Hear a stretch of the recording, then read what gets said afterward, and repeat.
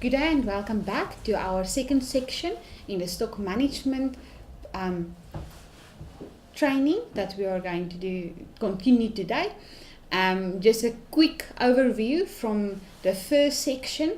We've discussed on understanding your stock process flow, and in the user manuals we discussed also how to use your user manuals, and in the user manuals you will get the guidelines that explains to you how the stock management process flow works.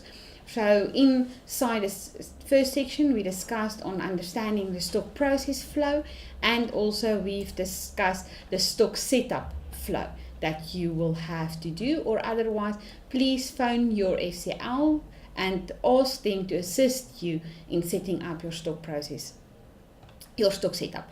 Now we're going to discuss the stock orders. So your first step in your practice will always be your setup, and then your second step on a daily basis, actually your first step, will be your stock order. Now, best practice, you will need to order your stock every 2 weeks, depending on how big your practice is. Some practices must order stock every day, especially like hospitals, or otherwise weekly. But best practice, if you're not too big practice, then you will need to order stock every second week.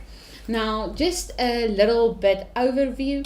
Your stock orders will allow you to make sure that you have minimum maximum levels that you have to set up, and then you will know how to order or when to order when you need more stock, when you get to your minimum level.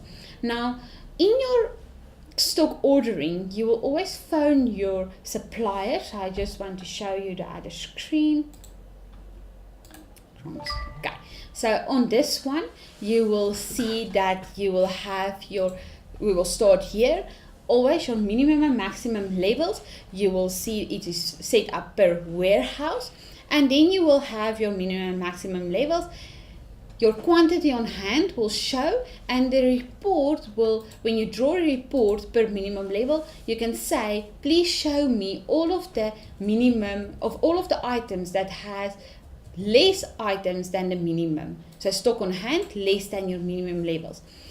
Then you will have your reorder level. So in GoodX you will draw a report, and with that you will see which stock items to order. So from there, when you draw a report, I will show you in GoodX how to do it, but you will draw a report, and then you will phone or email your supplier where you get your stock from. Then they will tell you, do they have stock available, yes or no. If they have stock available, they will come and deliver it. Now, if they don't have stock available, they will put it on a back order, or otherwise you can tell them, now I'm not going to order from you, I will order from somebody else. Then, depending on where that you order your stock from, they will come and deliver it, or you have to pay first and then they will come and deliver it, or otherwise they come and deliver, you capture it into your main warehouse, and then you pay your suppliers, your different suppliers. So that is your stock process from when you order your stock until you receive your stock. So stock orders is really important part in your business, otherwise you will not be able to have the correct stock levels in place. So just to discuss the minimum and maximum levels, in your booklet you will see under section 3, to ensure the correct stock levels, you need to set up your minimum and maximum stock levels. Now, when you decide on setting up your minimum and maximum stock levels, you need to keep certain factors in the in your practice. You need to keep certain factors in mind when you're deciding on minimum and maximum stock levels.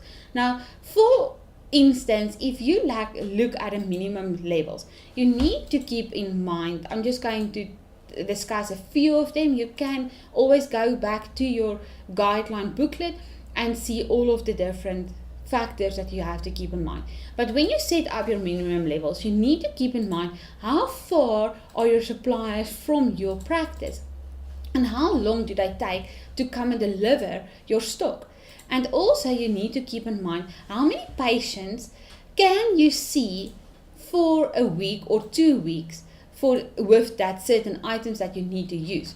So if you look at, say for instance, you need to have gloves for every consultation that you're doing, then you need to just see if you have every 15 minutes that you can see a patient, that is your minimum. So decide on how many consultations can you do a day, and then you will see how many gloves do you need per day. Also, for instance, you need to have a look at how easy or how difficult it is to get that item. If every supplier have that type of items, then you don't have to worry. You can just buy it from one supplier or otherwise from 10 other suppliers. But certain items are only available at certain suppliers. And then you need to keep in mind that you don't have too less of a minimum level. Otherwise, you will run out of stock before you can order again. Also, keep in mind certain seasons, like say for instance in the winter you need more vitamin C or more flu injections, and in the summer you don't need that stock, a lot of that. So also your minimum and maximum levels will be applicable according to the seasons of the year. And also if you know there is epidemics in the area, you need to must get that more stock of that. Say for instance gastro, for instance, then you need to know that you have to have more gastro medication for that time period. But after 2 weeks, when the epidemic is finished, then now you can say, okay, I don't need that much stock anymore for gastro, for instance. Okay, and depending on in which area are you or your practice. If you are in an area that have really bad water, then you have to have more medication according to that. Then you have your maximum levels. Now, and the maximum levels, you have to keep in mind the rand value. What is your budget? How many stock are you allowed to buy every 2 weeks? Then also the expiry dates on the items. Some items only have a 30-day time period and then they are expired. So when you only use one bottle of that, you can't buy 3 a month and make your minimum level 3, because you're going to have to throw away every time 2 bottles. So keep in mind the expiry date. If the expiry date is 5 years, then you can buy a lot. Then also keep in mind how many space do you have in your practice. If you only have space for 1 box of gloves, you can't buy 3 boxes of gloves.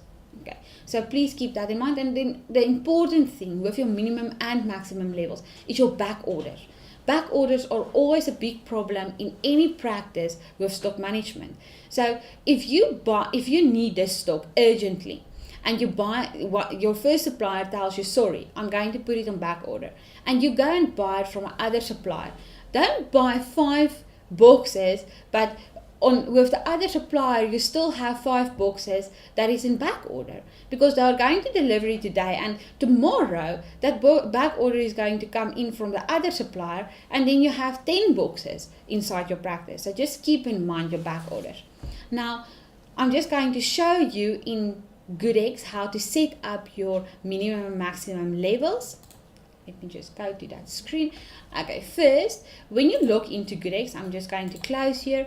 You will have your icon. Now, most of you will already have training how to use the rest of the system, and only looking at this for the stock management purposes and how to use the stock module in GoodX. So most of the information you already know. So when you will have an icon on your desktop or otherwise on your RDP connection, you will double click on that icon that says GoodX. You will have your company's name. Please remember that stock is per entity, but the setup is global. So when you set up a warehouse in the one entity, and that warehouse will also display in the second entity or the third entity, depending on, you can link that warehouse to that certain entities, and then you will only see that warehouse in that entity. And the counting location setup is also global. Yes, you link that counting locations to each warehouse, but if you go into the list of the counting locations, that will be global. You will see that global. So just keep in mind, there is extra settings that we have in GoodX to allow you to only make an item active in the one entity and the item will not be active in the other entity, or otherwise if you have a rule and you have more than one company, the item is active in the one entity and also active in the other entity. Then you don't have to make the item active in both entities but only in one. So just keep that in mind, that the settings in GoodX are correct, but please discuss that with your FCL, your first client liaison.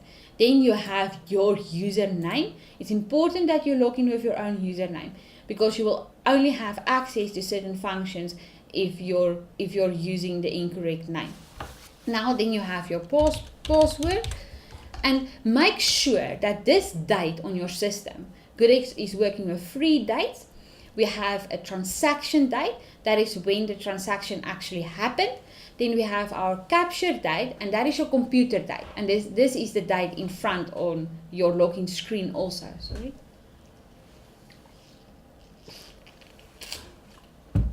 Okay. If this date is incorrect, that means your computer's date is incorrect. So please make sure that is your capture date. Then you have your language and also your version that you're using. I just want to. Okay.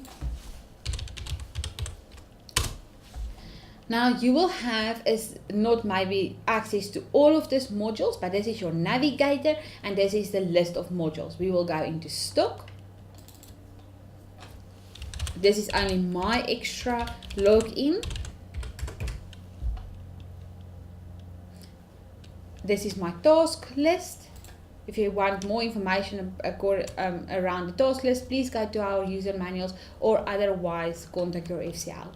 Now, this is your stock management screen in GoodX. Just to come back to the dates, you have your transaction date. That is when that transaction actually happened. When did you buy the stock from your supplier? When did you receive the stock from your supplier? When did the patient was treated with the stock items? And then also you have your capture date. That is the day that you sit in front of your computer and doing all of the work. And you have your periods, your financial periods. Now, financial periods is a month. It can be a calendar month, or otherwise it can be from the 25th from the 26th until the 25th, or otherwise from the 24th till the 25th, depending on how do you want to set up your financial period. Please just keep in mind that must balance back to your registration at SARS offices and depending on your financial year end. Okay, so just an overview. You will see there's a lot of functions. If you go to the menu bar here on the top, purchases, you have your corrections, stock setup, your reports. Now, and then also you have a few buttons to use. Now you will work mostly in the stock setup, stock, and also under your purchases, your credit notes, and then corrections, the stock take. Okay, so we're going to go to your stock setup to set up your minimum and maximum levels. So we go to stock setups, stock levels per warehouse. Then you will choose medicine or material. So let's take medicine in the first hand, and then you click on the warehouse. So let's take the warehouse one, the main warehouse. You'll see the screen. Now on here on the left hand, you will see all items, and that is where you configure the items.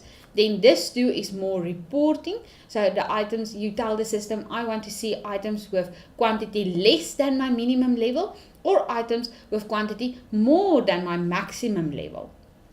So that's the last one. You mustn't order more of those items because you already have more than your maximum level. And then this one, the second one, items with quantity less than minimum level, you know, you are in danger and that you need to order these items immediately because you're already less than your minimum levels. Okay, so first we're going to say load data. Now while this is loading, it's going to pull in all of the items that is active, only the active items on your system. Now you can put on this extra setting that says include inactive items or no sales items. Then it will also give the inactive items for you. Or otherwise, you can, with the other two reports, include items with 0 minimum maximum level. So that means items that is not set up with a minimum maximum level. Okay. So on this one, you can now go to your items. You can or search for your items or otherwise go according to the list. Here you can see the pack size, you can see the nappy code, and you can see the warehouse quantity as it is on your system right now. So this is your stock on hand right now per warehouse. Okay, so now we're going to tell the system, I want acetone, a 50 pack size, minimum level of 200. Sorry, 200. That means it's 4 bottles. Okay, so always remember this is per unit and not per pack. So it's not 200 packs that we are going to is a minimum. That only means we have 4 packs, but with a 50 inside each pack. Okay, please just remember, we always work with units. Yes, we indicate how many units is in one pack. So say for instance, let's take a tablet, Panado. Now here you can see, okay, that Panado is a syrup, so it's 100 milliliter in one bottle. Okay, and then also that one is also a syrup, but it's a small one, it's a 50 milliliters in one bottle. And then you will also have your pills, that is, for instance, this one, Panado, the tablets, will have 100 tablets in one box. So that means you need 2 boxes, for instance, because you're only dispensing 1 tablet to each patient or 10 tablets to each patient. You will have your minimum level of 200 then, because that means you need 2 boxes. Your maximum, because you only have space for 5 boxes, you'll type in 500. Or for this one, the 50, so let's take the 50 milliliters, you will have 50. Say for instance you need two bottles, you will have 100, and you can only have 4 bottles in your practice, you will need to type in 200. So immediately here on the warehouse quantity, I can see here was a billing mistake or a billing mistake because it says -5. So they only gave, it can be that it wasn't a billing mistake and they're only getting stat doses for the little babies. So they gave one baby 5 milliliter of Panado pediatric berry syrup. Okay, so depending on that, otherwise if they gave the whole bottle out, there must be standing -50. Okay, I hope that makes sense. If that doesn't make sense, please tell us in the live chat that I can explain to you a little bit better the difference between the pack size, the units, and the pack. Okay, so there you have then your minimum and maximum levels, and then you put in your reorder quantity. So you type into the yellow lines. So if your minimum level goes to 200 and your reorder, say for instance, I need to take it to my maximum level, so I reorder, my reorder level will be 300. In this case, my reorder level will be 100. Okay, so depending on this, please just remember you need to save. Okay, so we're going to say save, process completed. Now I'm going to draw my report. I want to see items with quantity less than my minimum level. Load the data.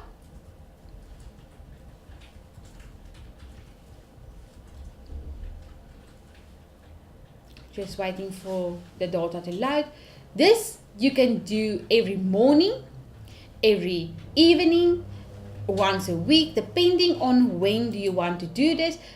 I know it's a lot of work to set up the minimum maximum levels, but if you set it up the first day or in the first, when you want to start using the minimum maximum levels, it's going to save you a lot of time and a lot of human mistakes. And you will not have the scenarios that you are running out of stock and you don't even know it. Okay, so please use it. It's not a must that you use the minimum and maximum levels in GoodX, but keep it in mind that the option is there to assist you in making your order really easy. Now, from here, it shows us now these two items, so warehouse quantities and minus. So I don't have these items. I'm already in a credit with these items. So that means I already gave out more than I actually have on my system. Now you can, from here, you can say export or you can say print. If you say export, you can send this directly to your suppliers, or you can say print, and you can decide on which items, which columns do you want to see. The system code and the item code doesn't make sense for my supplier. I need a description, I need a pack size, I need a nappy. I don't need a warehouse quantity for my supplier. Don't need the minimum or the maximum. I only need a reorder levels. So then if I say next, from here you can email it to your supplier. It has the description, it has the pack size, and it has the nappy code and how many quantity do you want to order. So immediately from here you can email this to your supplier and tell them, please give me a quotation on this, and you can reorder your stock items like that. Okay, is there any questions surrounding your stock order process? Okay, we're going to go a little bit further to your receiving stock process. So when you're receiving the stock will be, the supplier will come to your practice, say for instance maybe with a courier company, and they will bring the boxes to your practice. And when they come to your practice, you must always first check that items before you sign the delivery note. Now most of the suppliers will bring a supplier invoice with the delivery of the items, and they will have a delivery note for you. If they don't bring the supplier invoice with the delivery, please contact them as soon as possible that they send you that supplier invoice, because you can't capture your items into the system if you don't have a supplier invoice. Now, if you don't capture that supplier invoice into your system as soon as possible, that means your stock is not going to go up. The system is going to tell you you don't have stock. Okay, but now just to go back to the stock receiving process, when they come to your practice, they step into your door, they tell you, okay, this is all the items that you have ordered. You take your order report and you tell them, okay, this is my item. I wanted Panada 500 milligrams and I wanted the tablets. The pack size was 24 in a pack and I want 5 of them. So you must make sure, is the strength correct? Is the pack size correct? And is it the correct items that you have ordered? Then also you have to make sure that the items is not broken. Is it open? Is the expiry date? What is the expiry date tomorrow or in the next week? So please make sure that you always have the correct ordering form, and then also make sure that you first check it before you take it into your practice. Because if you see the expiry date is in a month's time and you know you're not going to use all of these items in a month's time, then you must send it back, and it's not your expense. You must send it back. They must send you a credit note. Or if that items is broken or the items is open, send it back immediately. That is not your expense. Okay. Then GoodX also have a barcode method. I just want to see one of the questions that we have received.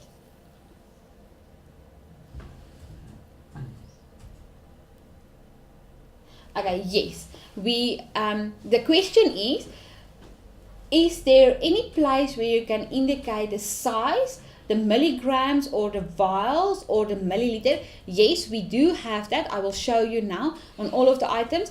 I did notice on the stock ordering levels that information didn't display.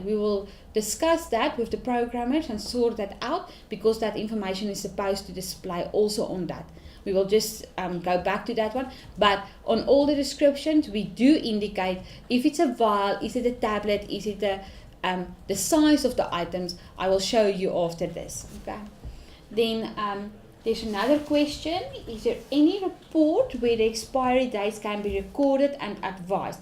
Unfortunately, at this stage, we do not have the expiry dates inside GoodX. You can only indicate it on the billing screen that the what expiry date on the item is, and then that will print on the patient's labels. But we do not have at this stage. We are working at that, but it's not in place yet. And also I can't give you a time frame when that work will be finished. But we are working to indicate on the expiry date on the item. And then the system will warn you if there is items with older expiry date, or if there is an expiry date that needs to come up. So we're still working on that process. We do not have that in the normal GoodX desktop app. We have a separate system that we sell, but that is only for really big clients that have a lot of stock. We have an extra stock management system that can handle the expiry dates, but that is only advised for really if you have, like, say for instance 2,000 or 3,000 items and you need a lot of stock management. Okay. So we also have the barcode method. Now with the barcode method, we allow or assist the clients in printing a barcode with the NAPI code out of the system, put it on the items, and when you bill, you can just scan the items with that barcode. So you only need the barcode printer, the correct labels, and then you have a scanner, and this assists you in capturing your items really quick and billing the patients really quick. Okay, so this is a really nice function. If you want more information, we can discuss that, but if you want to do that in the future, you can also discuss that with your first client liaison, and they can assist you with the correct barcodes and the correct scanners that you can use. Okay. Is there any other questions that we need to discuss with the stock orders? Please ask that questions now. We're going to take a 5-minute break again, and then we will go to the next section. In 10:40, we will go to the next section, and that section is item management. Okay. Thank you very much.